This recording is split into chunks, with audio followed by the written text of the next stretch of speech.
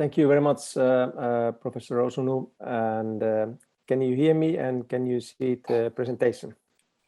We hear you very well, Pekka. Thank you, and thanks very much, Dr. Arafat, for leading to the deeper into the topic. I only pick up one thing from your presentation, and we had the same, I wouldn't say issue, but the same kind of system here in Finland, like you in Romania. The COVID-19 pandemic, especially from the beginning, was run by the political decision makers, not from the operational basis. So that should be somehow one of the lessons learned of the COVID-19 case. But let's go back to the turn back clock 1 year to Lebanon and to Beirut explosion, and this is an example what Union civil protection mechanism, what the regional setup and a regional civil protection mechanism can work, and how we work in European area. Just a refresher to all of you, what was the situation at the Beirut harbor 4th of August in 2020. I will shortly just to show you 2 slides. I know that Marius is going deeper into the Union civil protection mechanism, but very shortly lead you to the system. We have Emergency Response Coordination Center in Brussels, which is 24/7 center, and the main role is to coordinate the European member states' assistance to the affected countries. The center is now 8 years old, and we have seen the very steep learning curve over the years, and it's really working professionally at the moment. And the latest events like the high. Someone has the mic open, Mr. Bizirio. I think you have your mic open and we don't listen Pekka well. If you can just mute your mics, please, so that we can hear Pekka well. Thank you, Dr. Arafat. Yep. Thank you, Dr. Arafat. We have seen the efficiency of the coordination center during the latest events like earthquake in Haiti, and the very latest event, the huge evacuation process from Afghanistan, Kabul, and I think some of us has been also deeply involved with that process. Yeah, let's move on. Let's see if I can. Yes, here we go. And this is very shortly how the system works. When there is emergency somewhere around the world, not only inside the EU, but also the outside of the EU. And we got the alert or the request for the assistance. The receiving party is the ERCC, Emergency Response Coordination Center, which shares the request for assistance with the member states and participating states. We are all together at the moment 21 in the system, sorry, 23 in the system, so 27 member states and 6 participating states. So once we got the alert, or let's say the request for the assistance, then we will look at our stocks in individual countries and offer to the coordination center certain services, certain items, teams, etc., relief teams, etc. And the center coordinates that to the affected country and offers. And it's always that it's affected country who, in the end, accept the offers. And once the offers are accepted, then we will start the deployment process individually. And also for that, we will get some support from the coordination from the EU civil protection mechanism, like, for instance, transport co-financing, which is 75% at the moment. And you can only imagine when you deploy, for instance, 1 cargo plane, you easily talk a couple of hundreds thousands of euros or dollars. And if you can receive 75% from the system, it's very, very good support for the member states. And it's very attracting also for member states to deploy the assets. And then, of course, EU civil protection mechanism can also deploy civil protection experts coordination team to facilitate the European assistance in affected country. And there I will talk now how we did it in Beirut about a year ago. So this was the starting point, the situation when we were deployed. It's as always, when the emergency hits, there's lots of unknown things at the beginning, and this was the information what we got. 2,750 tons of ammonium nitrate. A lot of scientists say that it's about the 4.5 Richter scale earthquake, and it was a really strong shock wave what was after the explosion, but also the fire at the harbor. Immediate impact what we heard at the beginning was about 100 deaths and 5,000 injured and 300,000 lost their homes. In the end, the figure was around 200 dead casualty and around 6,500 injured, and approximately 200,000 people were somehow lost their homes, or at least their homes were seriously damaged. And in the map, you can see the location in Beirut. So what we did, of course, we got as a member states, we got the notification of the request of the assistance. Lots of teams were deployed, urban search and rescue teams, medical teams, CPRN teams, but also lots of, I would say, massive in-kind assistance support, like medical items, medicines, and tents, beds, etc. Massive support from European countries. Both my country and Romania were also actively on board and supporting supporting the Lebanon. Here you can see also what is the one purpose. We nowadays talk about the Team Europe.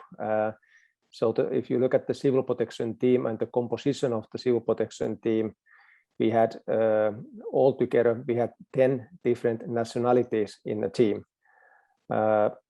Why the Finns were quite largely represented was that we also have a 6% technical assistant and support team from Finland on board.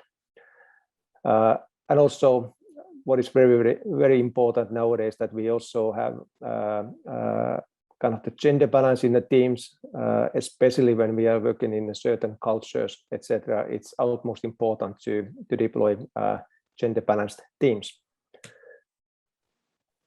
This is the shortly the EU response. So 20 member states out of the 33 offered teams in-kind assistance, etc. 7 member states, they deployed their teams. I think all in all we were around 300 personnel from Europe on ground, and also the civil protection team, as I mentioned, is already over there.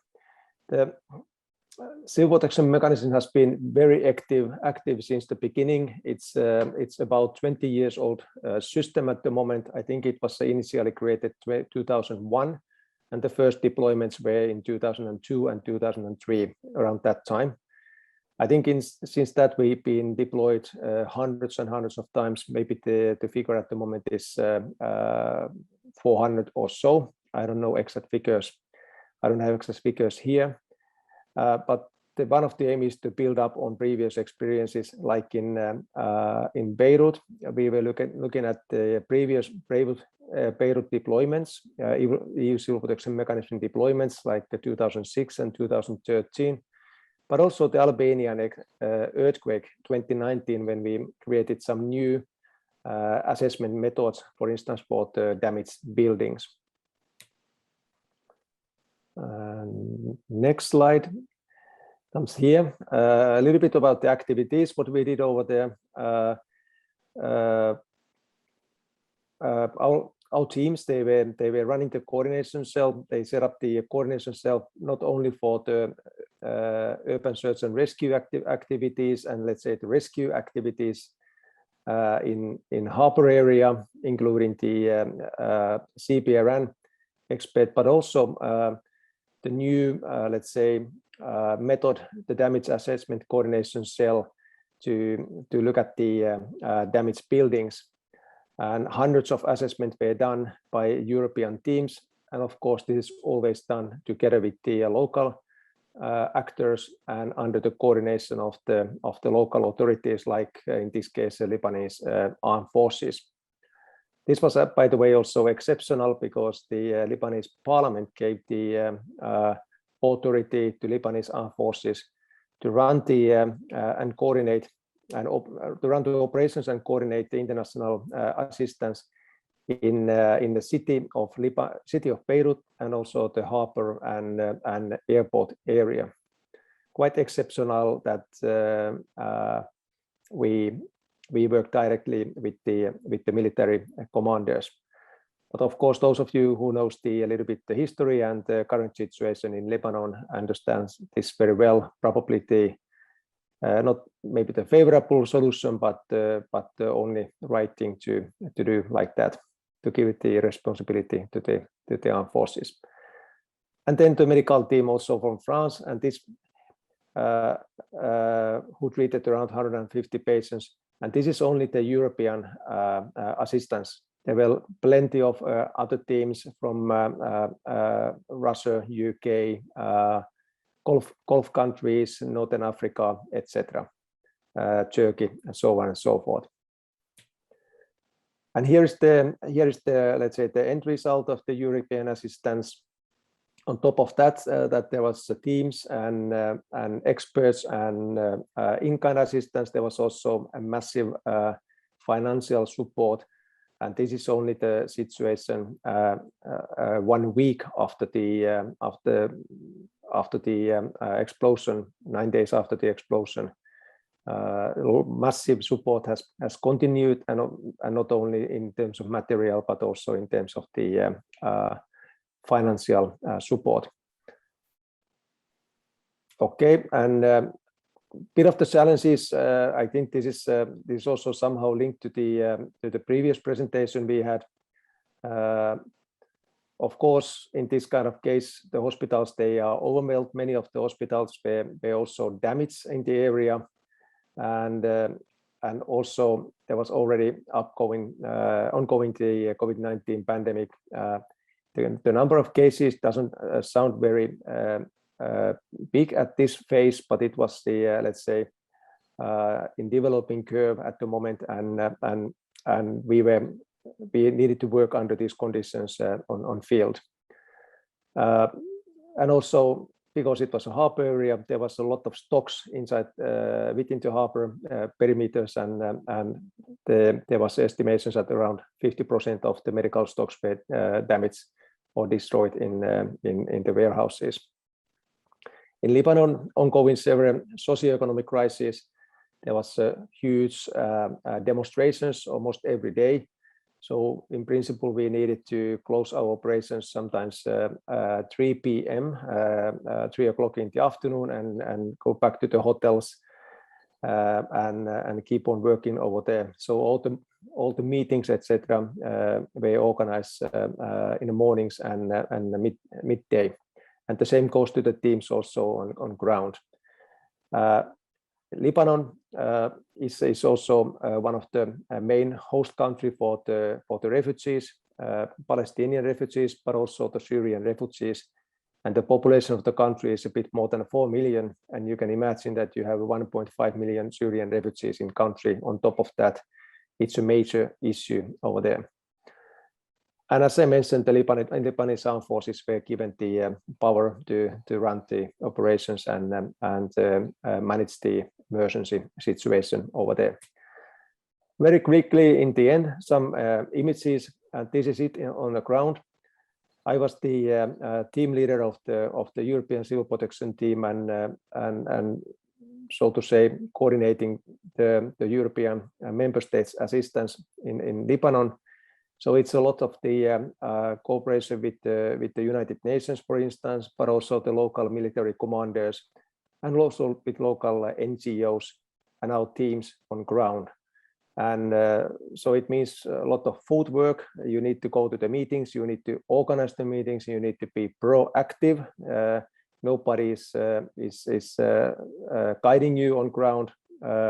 You need to look for the updated source of information, etc., etc., and then get in touch with them and then organize your meetings with them. So a lot of the footwork in that sense. And also one of the tasks was to facilitate the European assistance, and we, because there was a military as a receiver party or consignee party, we also went to look at the military stockpiles and warehouses, and we managed to identify all European in-kind assistance at that phase. So, and reporting back to the member states, back to the Brussels, to the ERCC, that the assistance is going to the right direction and to the right end users, and that was also somehow helping the decisions of the further assistance in member states. And in the end, of course, there's also publicity, and there are always VIPs on ground, so you need to be prepared also for that. And it's an important part of the operation.